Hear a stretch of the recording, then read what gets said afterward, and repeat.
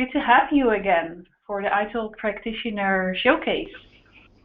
And as you've seen or can see as well, it's not just me today. We're very pleased to have Marcel and Simone joining us today as well to help you walk through, or help me walk through the materials that we have been with a lot of pleasure also been working on. And hopefully you will enjoy also this webinar, but of course also the deliveries with our materials later on. And this is a slide that some of you have joined our previous webinars before, have seen before. It's kind of become the picture that we use, or it's kind of the mindset that we are building this course with. Right, Simone? I guess you also have a personal feeling with these air balloons. Oh, absolutely. I mean, you know, lifting us out of the theory, lifting us out of the day-to-day and putting us right where we need to be so we can see across the board and know what we have to do and then take action. And let's face it, if you're up in the air, you need to have control. Thank you.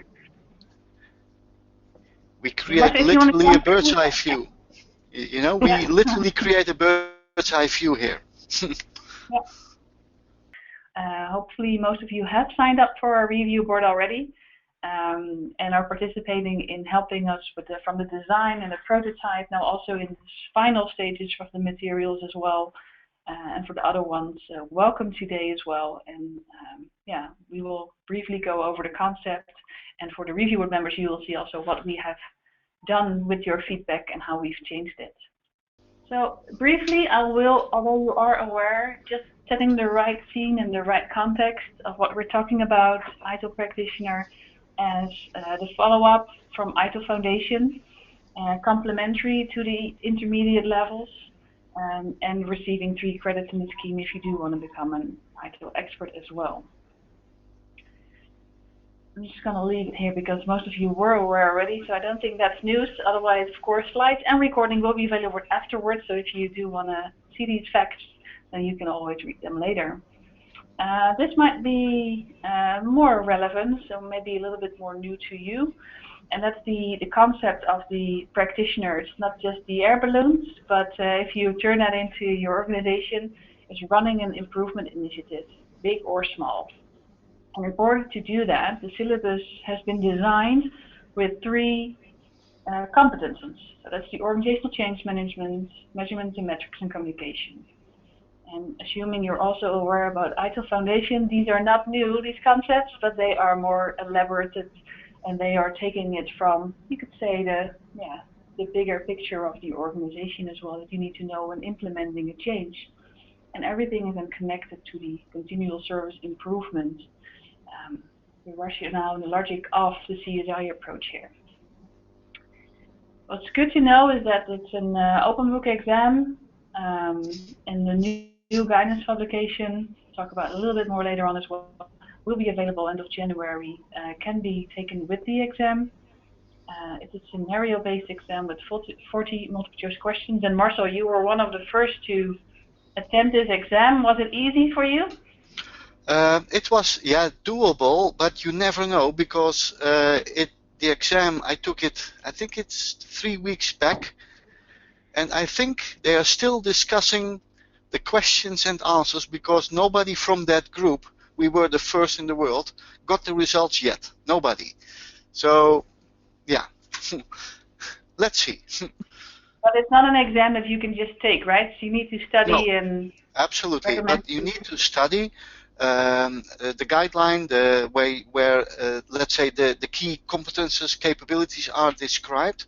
It is important that you go through it, and it's really strongly recommended that you take the course.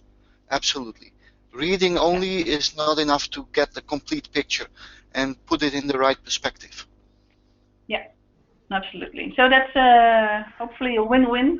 Attending a course will help you pass the exam, and of course will help you practice and actually execute with the templates and tools needed to implement change as well. So helping you becoming a better practitioner as well. Yeah, Alan, I think there's a part of the trick with that exam too, and why we recommend taking the course, because you know, practitioner level, it's not just about this isn't theory based, and this is about your ways of thinking and that type of thing. And it's great to have a facilitated course and to be in the course with other people so that you can bounce your ideas and understanding off other people, because it does change the way you see things. Thanks, Absolutely. Mo. Yeah. And that's also how we've designed our course as well, to make this a scenario-based training where you really have to execute certain assignments. You're being challenged to solve certain problems, and in order to do that, you are actually working yourself towards the solutions which help you apply all these learnings as well. So from the Bloom level 2, 3, and 4, especially from the exam 3 and 4 are where the most weightage is. That's where we help the learners achieve the knowledge and the skills at that level. So what I mentioned on the slide, it's really learning by doing, and to support that and make that still engaging and interactive, we use various media to do that. And then we also take into account that it's not just learning from the course itself, it's not just listening to the instructor, but it also after the course, you have to continue your learning and apply what you've learned into your practice, because hopefully that is also the objective for taking this course or passing the exam. And just a very brief comment on our approach. We've worked with a very good design team. Marcel and Simone are with us today, but also Christian Niesen and Mike Victor has helped us with the initial conceptualizing of the courseware. We have the review boards with some of your members joining us today as well, from all over the world joining. So hopefully that will help us taking out some cultural aspects, taking out some language challenge aspects, so that when we also release this course in other languages, it will be great for you guys to work with. Of course, our strong relationship with Axelos, you might have seen it with our other materials as well, or even work with our instructional design team, making sure that it looks great, but it also brings it to the point what you have to learn, and also making sure that the instructor guidance is supporting the delivery. And of course, a complete program, making sure we have the operational and marketing support as well for you to execute the program. And then we will be the first to market with the co-release with Axelos, currently looking at end of January, more about that later. So taking a deeper dive into scenario-based training, I thought let's also start with the agenda. That's something that most of you are interested in a lot of the time. One of the first questions asked, how does it work? How does it look? And what's important if you go over this, there are a couple of things to highlight. The first thing, it's of course a 2-day course, and what you see is that there is no exam mentioned here. There is actually mentioned self-study in the online exam preparation, final step of the agenda. And that's because there's a lot of things to cover, to learn from new subjects, but also from the assignments, that it just is impossible to squeeze in an exam that's almost 2 hours in such a short time frame to do all the learning. So we recommend this agenda and taking the exams within 10 days. If you do have a class or you want to use the fast track program where you combine foundation and practitioner, so it's all fresh and all these concepts are in their mind, then you can go a little bit faster. But also make sure that your participants have practical experience in implementing change, because otherwise they will get, okay, create a business case, okay, create a communications plan, and they're like, what, how? So there is time to explain and help the group to actually develop these components and work with these templates. I think I'd just point out, Ellen, too, about the lunch and the break time there. Don't be concerned that we haven't, the agenda doesn't show morning tea, lunchtime, afternoon tea. Break time is around 1 hour, I think we've allowed overall, but that's up to you as the facilitator to manage your groups as to whether you want just a 5-minute quick coffee break or they need 15 minutes, in the morning, afternoon. That's up to you and how your group is working. Absolutely, yeah. And one final point to highlight, which I will also show just now, is the two different types of modules that we have. You can see module 1, the course introduction, of course, module 2, the journey.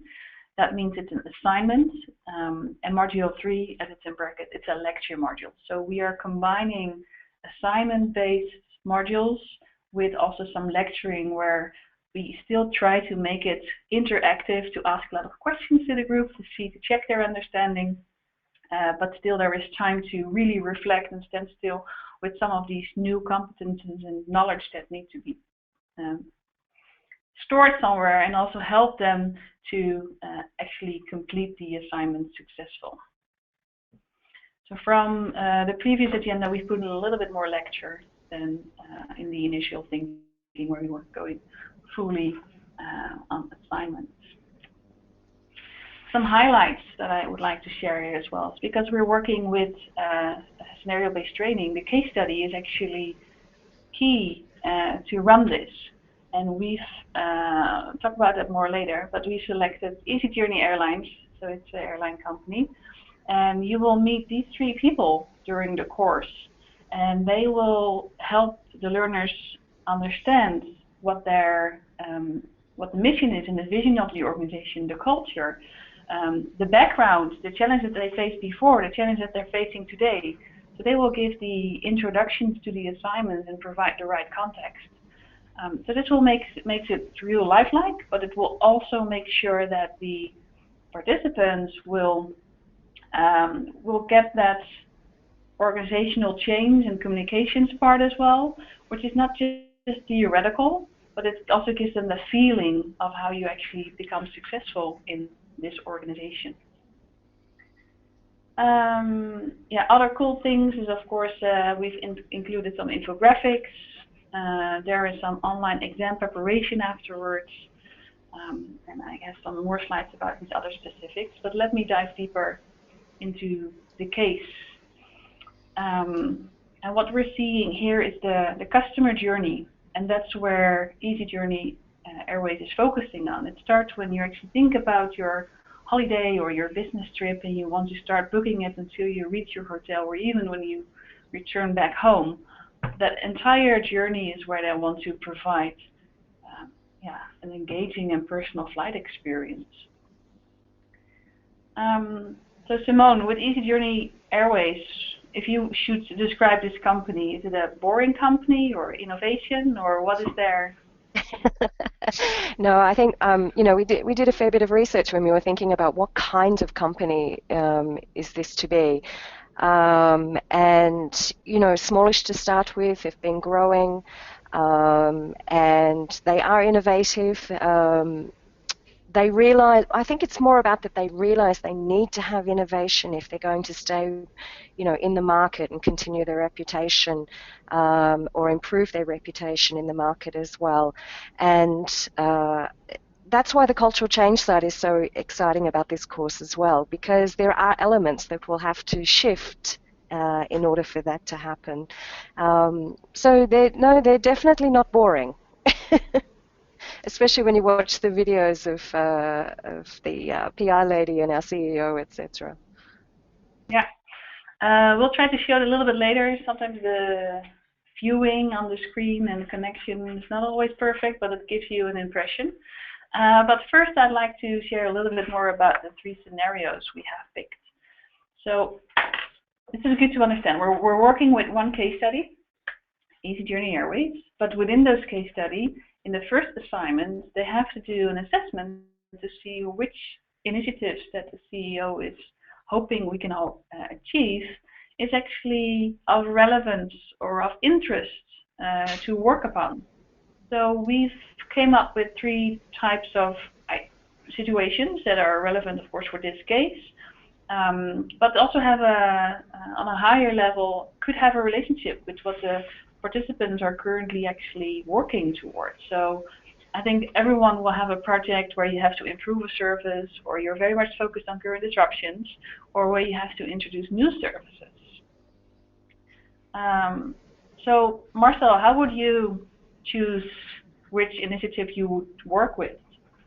Yeah, I should say, yeah, that highly depends on the group, you know, and depends on the learning objectives that when it's in let's say a group of learners working for one company, then it highly depends on what they try to achieve and what they want to accomplish as a result of this training course.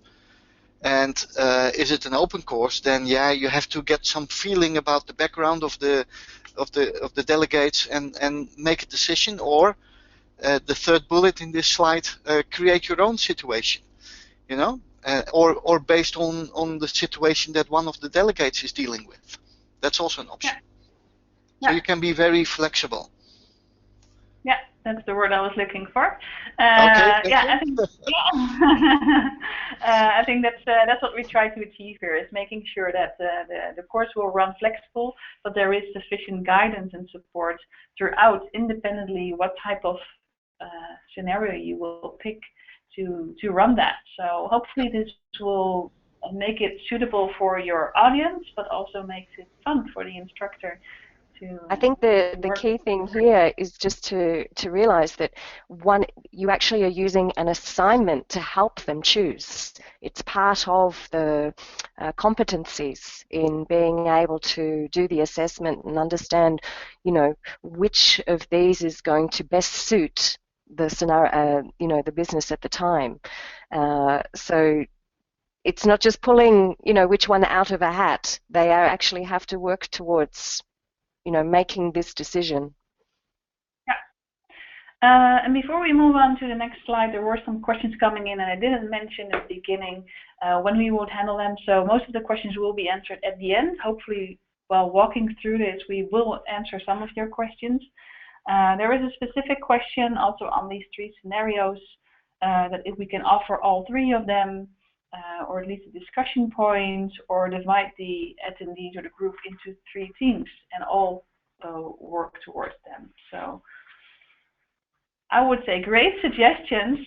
Timing-wise, I think it will be challenging to fit that in a 2-day course, but if you have enthusiastic learners who can work quite independently, then that might be even an option to go through that as well.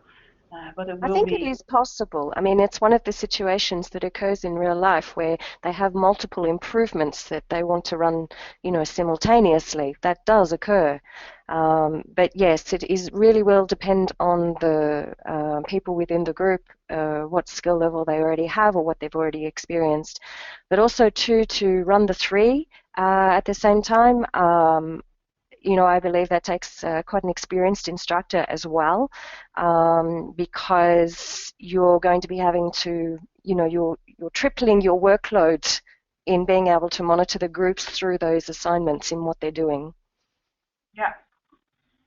And of course, it's a new course, so we have to also experience to see if these things work. Or and the standard agenda says that the course stops at 7, but that's not a real requirement. You can continue until 8 o'clock.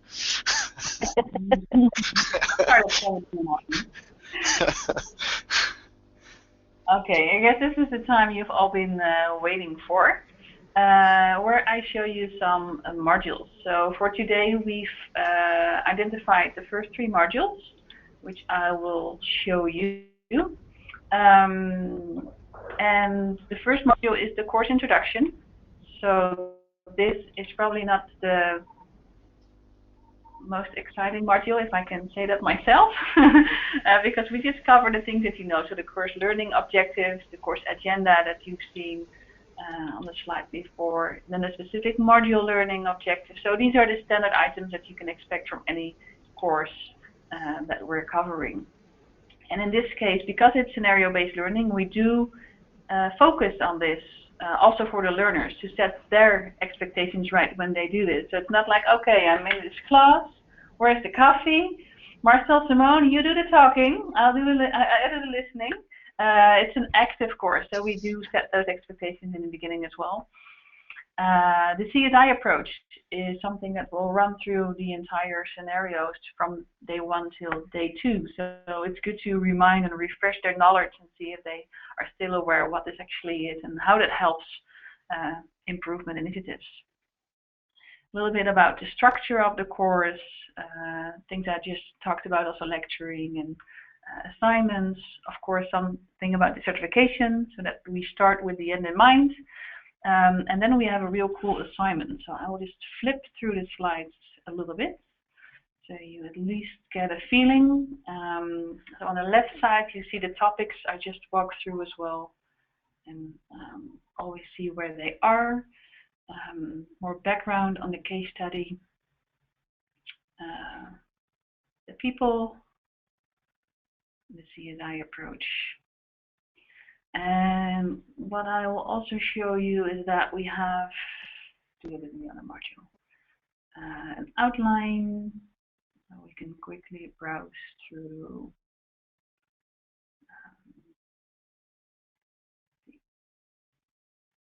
the examination, give them the experts. We do talk also about the scenario used in the exam. So AXLES have chosen to use cruise along cars and supplementary partners, suppliers to them. So we will discuss also that case, and also especially with the exam preparation, we take a deeper dive into this case study. The good thing is that they use the same case for the sample exam as well as the live exam. So they will get an understanding of who is this organization, what do we deal with. So when they go to the exam, that's not all new to them. Yeah, the only thing that will be slightly different, of course, is the actual additional pieces of information they provide with the scenario to be able to answer the questions. Yeah, absolutely.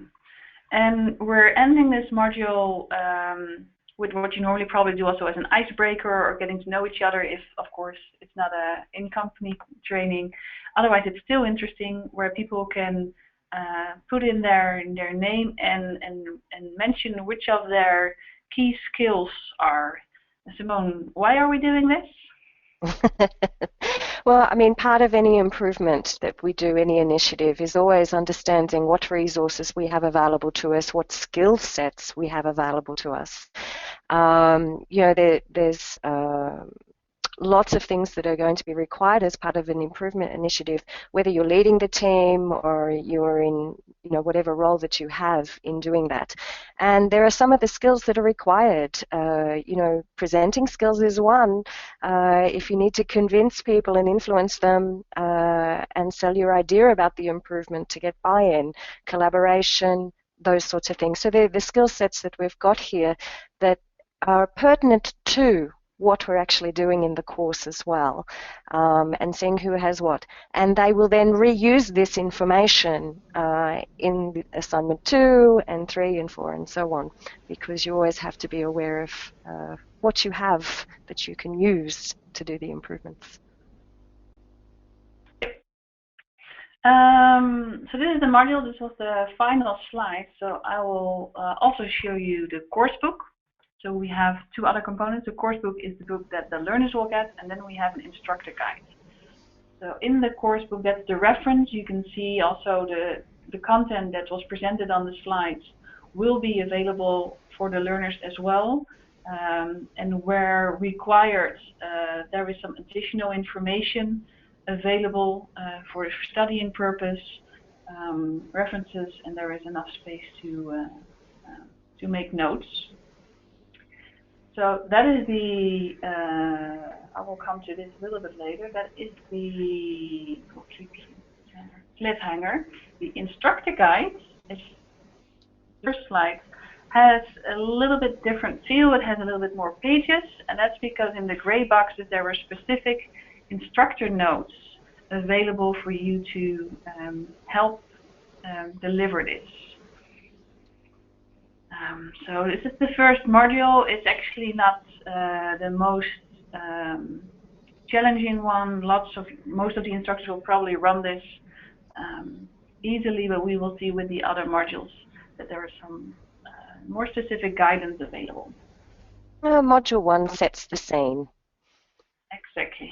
Yeah.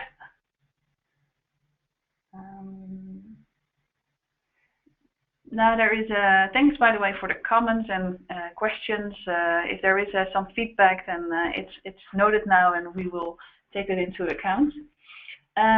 If you remember from the agenda, the second module is the journey. So this is the first assignment, and we've decided to jump right into it with an assignment and not first lecture, to also set the right team and expectations from the learners from that perspective of applying the knowledge and being active.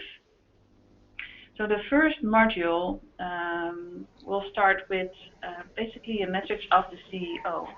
And this is where exciting thing is happening, to see how well this will work. Yeah. So there is no audio. But it's a little. I can. Lip reading. But, yeah, but welcome. This is I'll the give CEO. you a clue. He does have an Irish accent. And he basically sets the scene of the first three scenarios. So what we just discussed about those three initiatives, he will explain that and introduce that, why this is important for the company.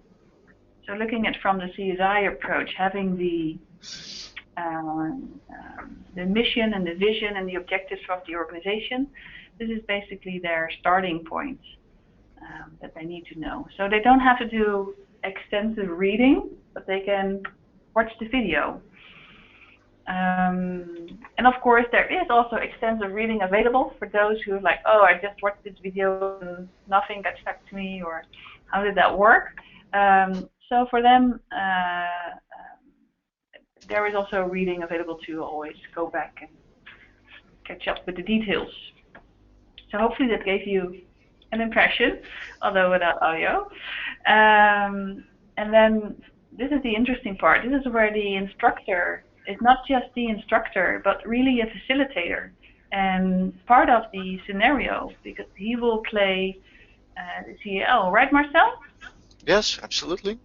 Yes. So it's not necessary that you are going to wear a tie with the Easy Journey logo on it. No, but yeah. And when I'm facilitating, I won't be wearing a tie anyway. No, no.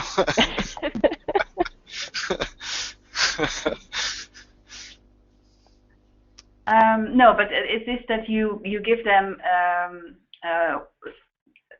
more context where required, depending on the group, what type of information they need, and especially you will be the person they could ask questions with, or check any assumptions, or validate things that they want to know. But Yeah, you know, sorry, go ahead. Marcel.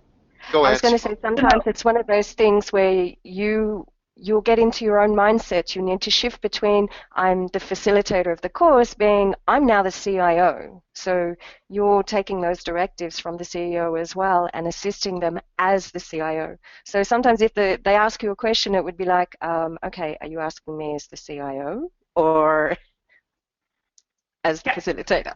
Yeah. Yes, absolutely.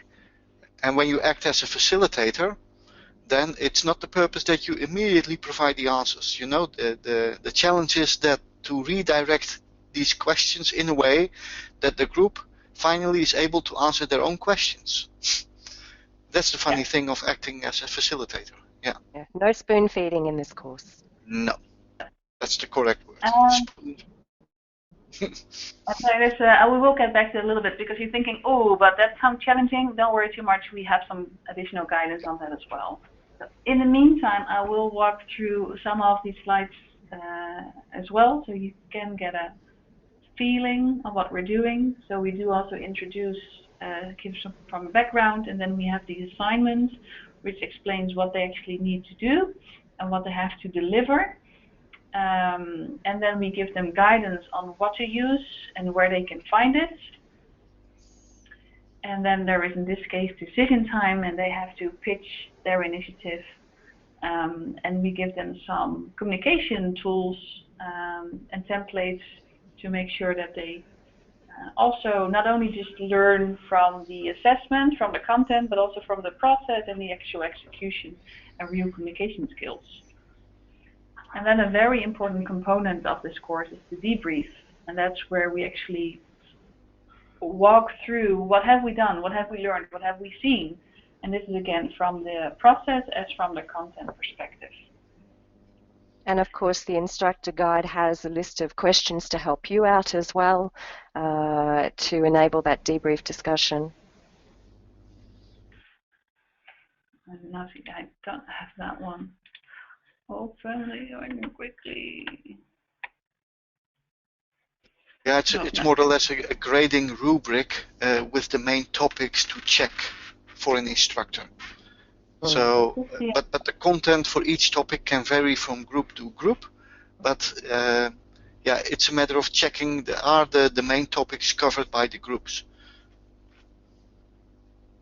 Yes, I think the grading rubrics is really important, because when it comes to that debrief section, you know, and when you do an improvement initiative, there is no exact right answer. You know, there are different levels, and that's why this particularly helps. There are weak, good, and best solutions, and it will be interesting to see what the groups come up with. We might even get some additional CSI on the courseware itself as a result from the learners.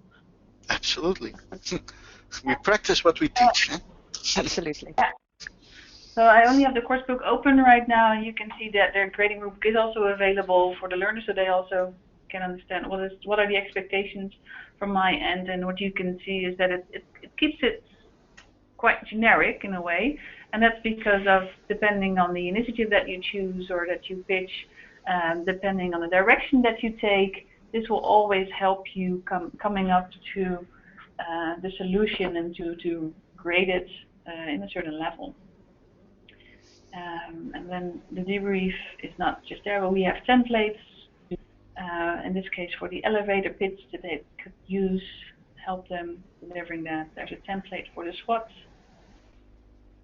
And there are templates that are available from the guidance publication. So we're not copy-pasting that, but we give them the right reference to where they can find the guidance publication. And in this case, we have a CSI register with already some content from the Easy Journey Airways, and they have to, of course, with the CSI register, go back to this with multiple assignments and making sure it stays up to date.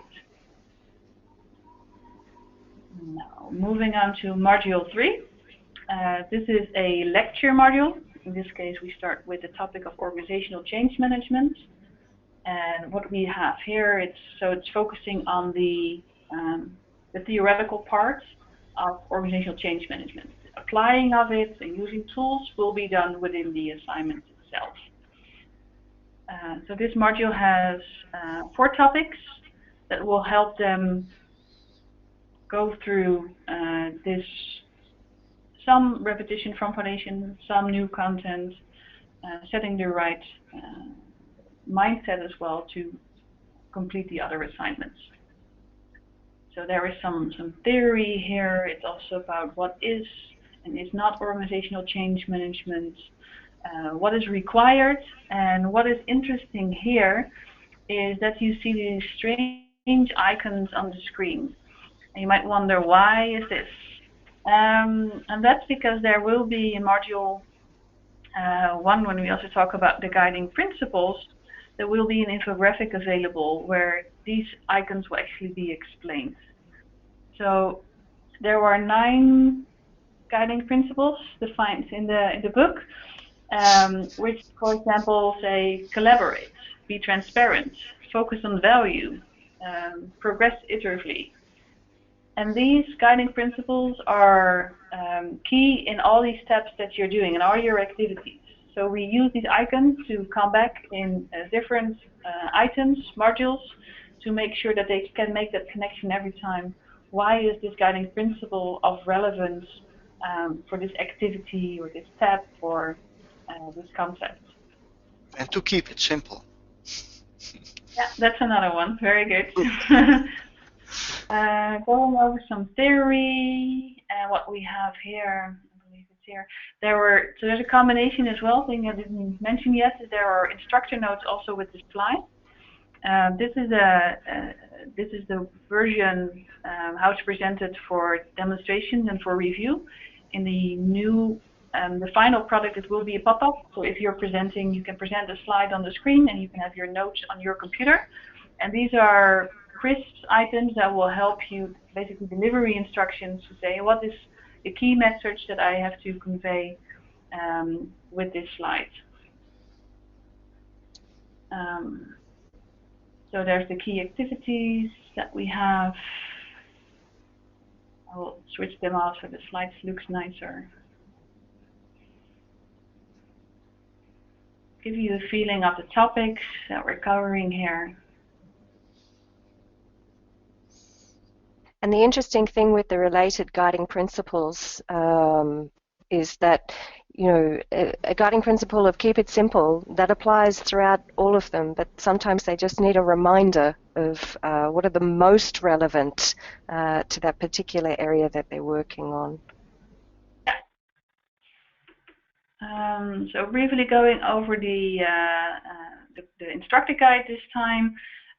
We start with the intent and context of the module. Also, we do that for the assignment. There are references that are of relevance from both the CSI book, because that's a core publication that's being used, and then the guidance publication. There is no update of the glossary so far scheduled from Axelos. So what we did is, because there are a lot of new concepts that are, and of course you don't really, there are no exam questions on the right definition, because this is not at that level, but it still will help the learners understand these concepts in the right perspective. So we do provide with every module the relevant glossary terms that apply to that module. And here you see again also the instructor notes that are available and help you deliver this course.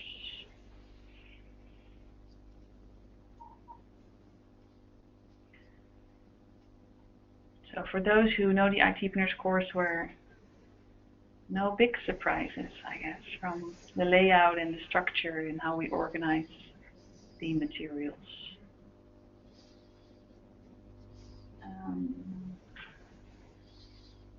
Did we work out yet what the average number of slides were per module? I think it's about 12, isn't it, on average? Yeah, so it's about 12 for the assignment modules, and it's about 20 for the lecture modules. And that actually includes the header slides. So that includes some at the end of module, the topic divide, everything. Yeah. So we've tried to limit that where possible. Yeah. So these are the things we just walked through. Infographic, yeah. What we're also doing is empty slides. That means we need to show it somewhere else. We are creating some infographics that will help understand also these new concepts.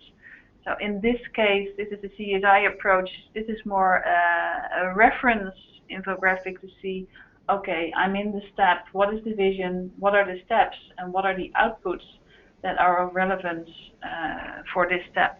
And there are, on the slide itself, we do give them the first level, you could say, of information, and then the next level of information they can find in this mind map. For the other components, so for what I mentioned, the guiding principles, measurements and metrics, communications, OCM, those will have more infographics, like a storytelling infographic. It will highlight the key concepts and will work as a summary when they are studying for this.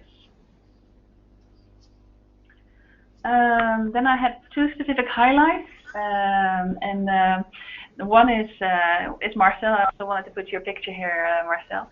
Extensive instructor support, and it's not just Marcel. Sorry, don't get the picture if I'm making myself on picture here. But I mentioned already that we have the instructor notes and in the slides, but there's also additional guidance. So in the preface, so the module just before module 1, we will explain a little bit more about scenario-based learning and the expectations and the skills required. And what Marcel mentioned just now about not giving your answers away, helping them getting to the solution, how you actually do that, that's where Marcel will help us also with videos. So that would help you as an instructor or your instructors. Always good to have tips and tricks. Absolutely. We talked a lot about the grading rubrics already, so I think I will skip this one for now. But there is some more information on why we are using the grading rubrics as a learning tool instead of having sample answers. I think my next slide will answer a question that came in quite early in the session, and that's the instructor requirements. So this was the part about the courseware. Now we're going to talk a little bit more back to context and things related to the courseware. I'll let you read this. There's a lot of text. So in summary, if you are an ITIL Foundation trainer, you need to get the ITIL Practitioner exam, which of course is something you probably expect, and you also need to have the CSI certification.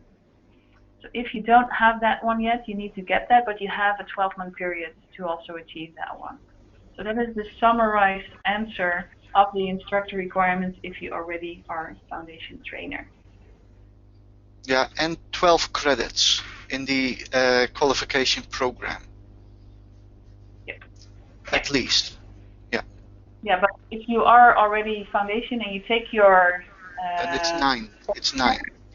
Yeah. Yep, but then with 3 of practitioner, you will... Yeah. Yeah. 12. Yeah. That's why it was a summary.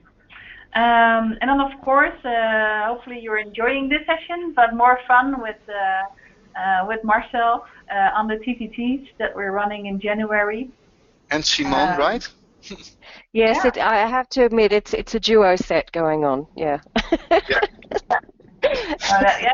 So more fun. I'm not sure which one's the comedian though. One person's yeah. We'll do a poll question on that next time, Simone. But let's do another poll right now on if you are intended to take part in these early adapter TTTs. And in case you wonder how do I sign up, then of course you can go to the website. But I guess from the follow-up email, we will include the link to that one as well for you.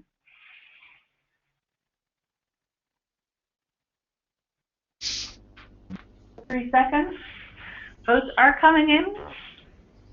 Yay. Well, the TTTs are great because it's so much more detail. So. Yep, exactly. Yeah. And it's good news. So most of you don't know yet, or at least are interested. So no one is giving answers. We're happy to see that. Thanks for completing our poll. Also, something that is always the question: what about release dates? So here are some key dates for you to write down, and that is, if you remembered, the first session is January 14. That's when we're doing the TTT. You can actually take the exams on the 18th. So there's some time to study between the TTT and when you actually take the exam. You can also take the second session, of course, January 21st, and you can take it straight after. January 23rd is actually when the Access Guidance publication is released. I do recommend that that is also helpful for you because it's an open book exam that you can take it with, and we cannot release it earlier because it's not in our control. So you could also schedule your exam between the 23rd and 1st. And then by February 1st, the public exams will be available. That means that if you want to schedule a course, run a course, that's probably the first date that you could actually host that. So hopefully these dates help you. And then I have more dates, but that's specifically for the board members. And you have been asking also about the syllabus. So currently Axels has published an examination overview. And I think the key content from that overview document of 3 pages I put on this slide. And those are the 6 high-level learning outcomes and how that is weighted to the exam and how that is organized. They did mention to me that the full release of the syllabus is expected soon. So I'm sorry, no specific date, but if you are review board members, as you saw, we have the learning objectives of the module in the beginning of the slide, and they are taken from the syllabus that will give you the guidance and the context that you need to help us with the review. And of course, when we know when soon is, we will let you know that as well. We will be sharing you the courseware for review in stages. So these are more dates. This will also be in email.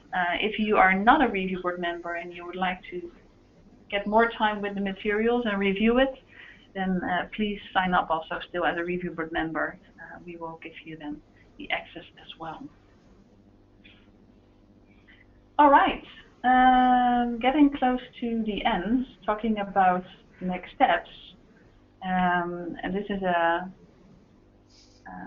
screenshot from actually our website and what we're offering for ITIL Practitioner Courseware.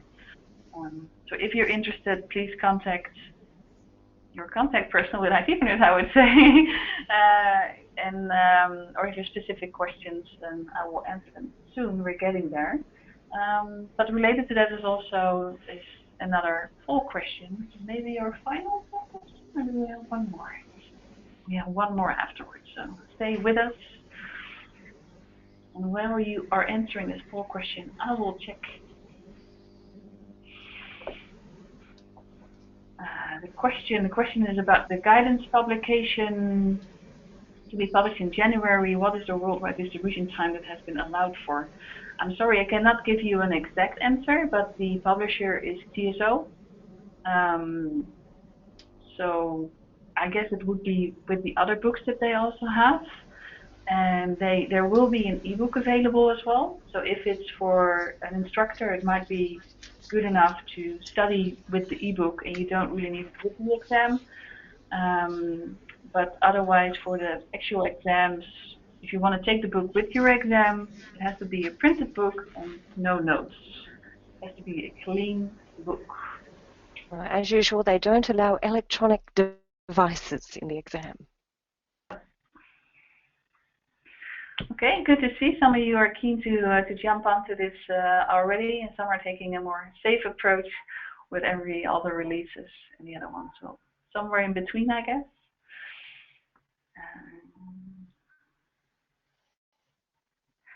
Then a special request from marketing in our final poll questions. What type of support would you like to get to launch this new skills in markets?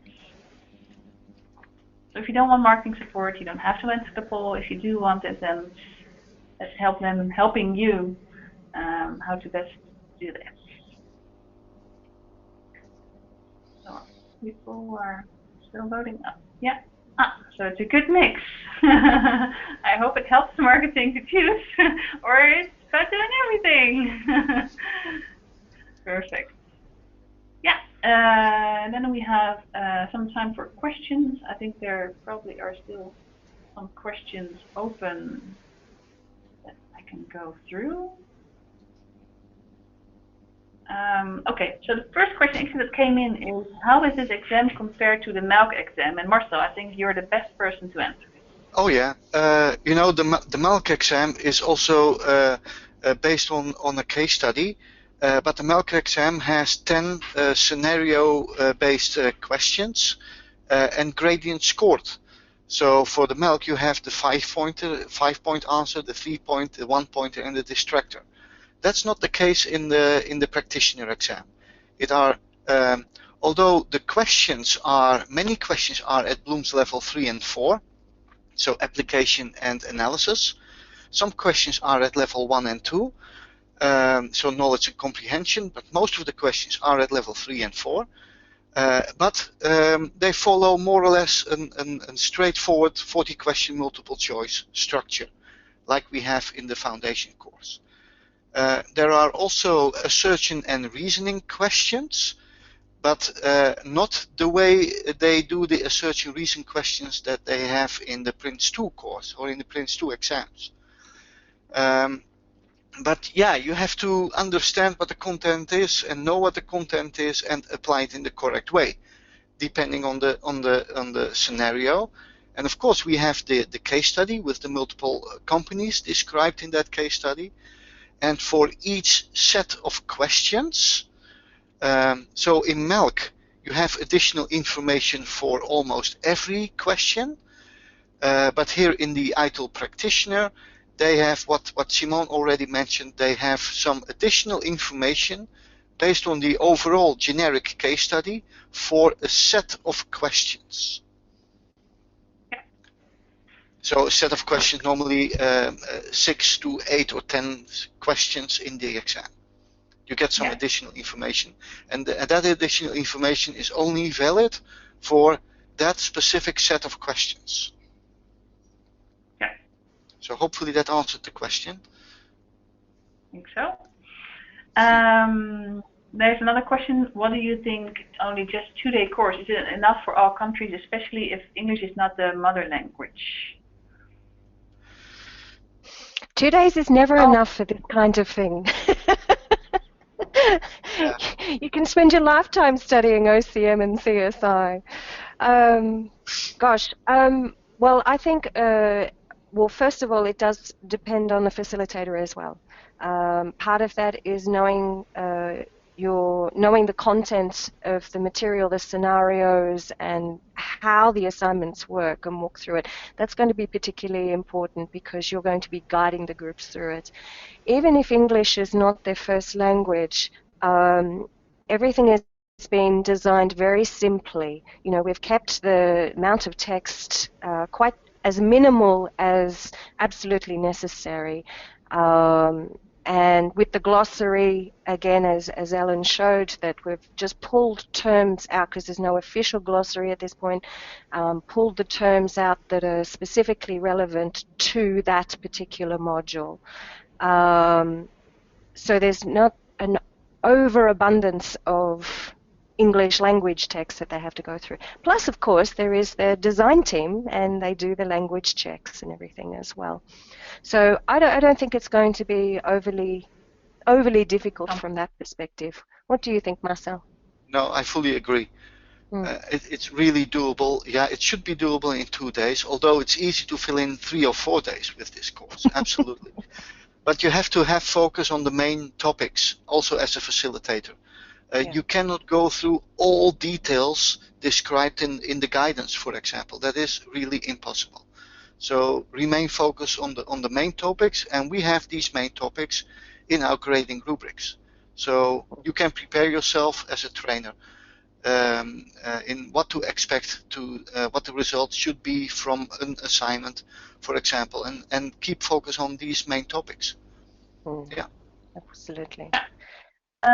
Then there is another comment saying that it's quite different from the Prince 2 courseware and exams. Yeah, and that's true. Yeah. I think that at least from our courseware perspective, and it's also, I think, from the intention from Axel is what they've been communicating, that is on purpose.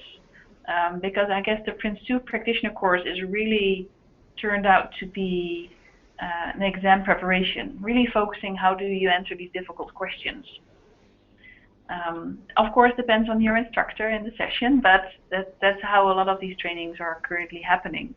Yeah, and go ahead, Marcel. Yeah, you know, the Prince 2 practitioner is diving more deeper into the Prince 2 theory. It goes deeper, and this course is not diving deeper into the ITIL core publications of strategy, design, etc. Certain elements we dive deeper, but with additional elements like organizational change management, like metrics and measurements, like communication. These core competences are described until a certain level in the core books, but not at the level that we are going to cover in the practitioner course.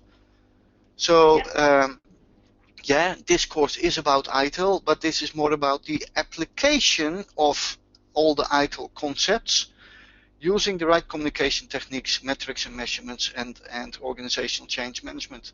It's a physical experience. You know, yes, they physically experience having to do analysis, having to take the discussions, having to make decisions, having to present their findings, create documents, fill documents in with the right kind of knowledge that's required. So those 3 core competencies are the focus. So yes, it is different.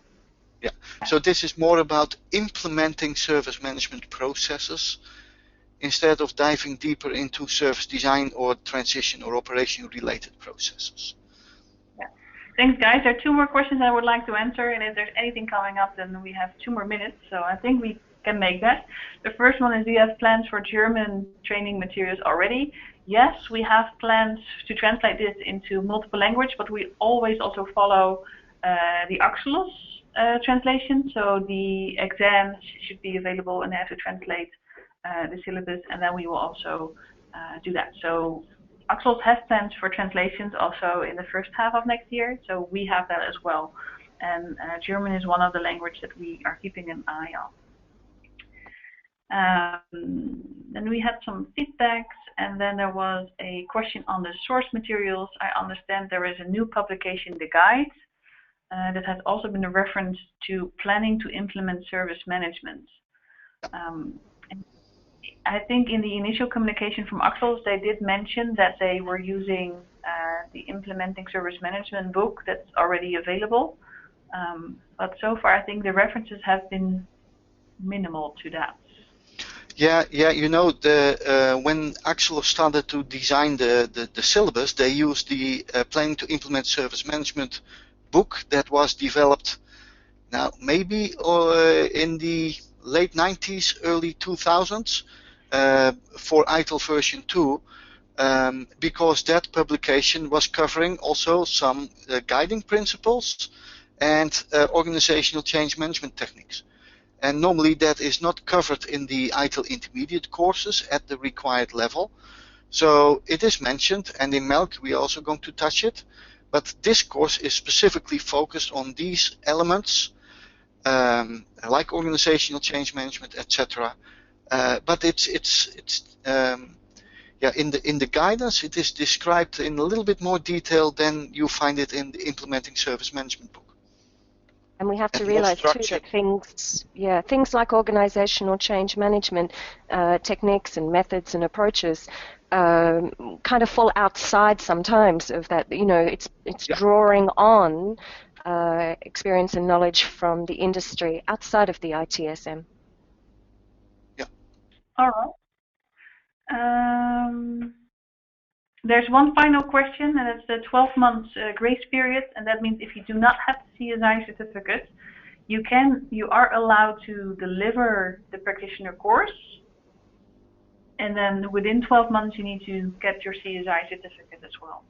Absolutely. The ITIL Practitioner certificate is a requirement, so you need to get that before you can start delivering. Those were the questions. I think we also run out of time, or perfect time matching and content. Good slides here. So a special thanks to Marcel and Simone for joining us today. Thank you everyone for joining us as well. If questions pop up, oh yeah, there's a slide for that. You can always contact us, and we're happy to answer those questions. If you're part of the review board, by tomorrow you can expect another email from me with the request to start your reviews and additional information. And oh yeah, there will be a survey. Sorry, it's Mark in my ear. There will be a survey at the end. If you are taking another 2 minutes to complete that, we would thank you for that as well very much. So thanks for today, and thank you. Enjoy ITIL Practitioner. And happy enjoy holiday. Your festive season. Yes. Bye. Bye-bye. Bye.